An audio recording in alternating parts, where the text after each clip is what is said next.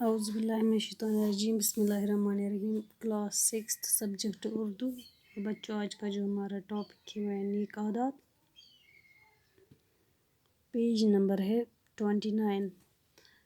انسان کو اس کی عادتوں سے پہچانا جاتا ہے، اور انسان کی عمر جتنی زیادہ ہوتی ہے اتنی ہی اس کی عادتیں جو ہے وہ پختہ ہو جاتی ہے،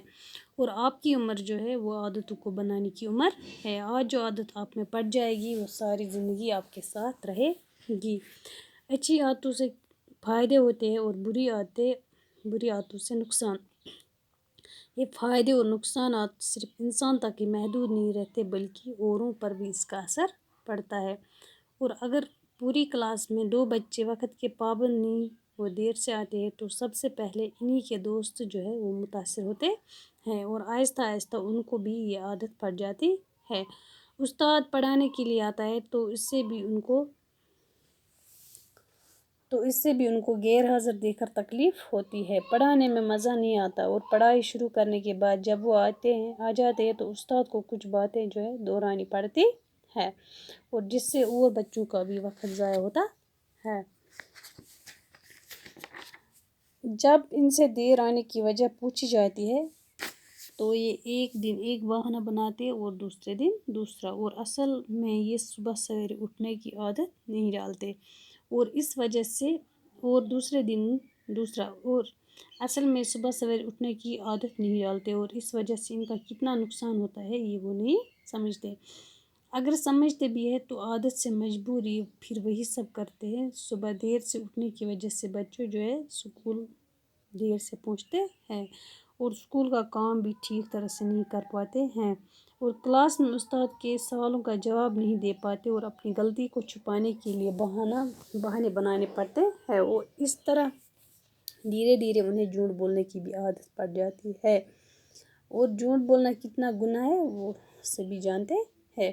اور دیر سے جاگنے کی بری عادت کی وجہ سے بچے جو ہے وہ اپنی صفائی کی طرف بھی پورا دھیان نہیں دے پاتے ہیں، اور آپ نے دیکھا ہوگا کہ کچھ بچے جو ہے وہ دوڑتے ہوئے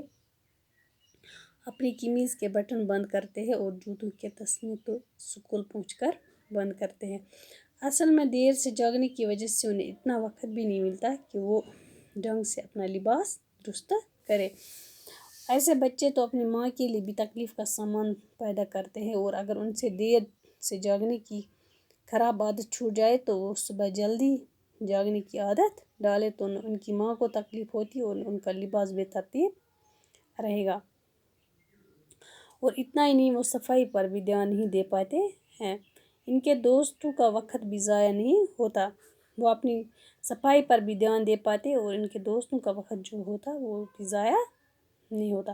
اور استاد جو ہے وہ کلاس میں آ کے خوش ہوتا، اور خود بھی روز روز جھوٹ بولنے سے وہ بچ جاتے۔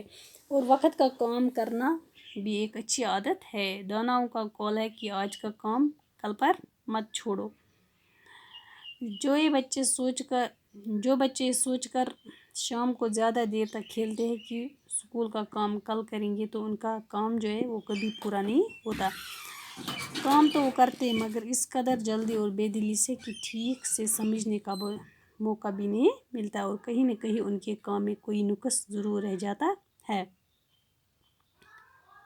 جو بچہ وقت پر اپنا کام کرے، صبح جلدی اٹھے، جھوٹ نہ بولے، صفائی کا دھیان رکھے، اپنا لباس ٹھیک رکھے، اپنے رہنے کی جگہ اور اپنے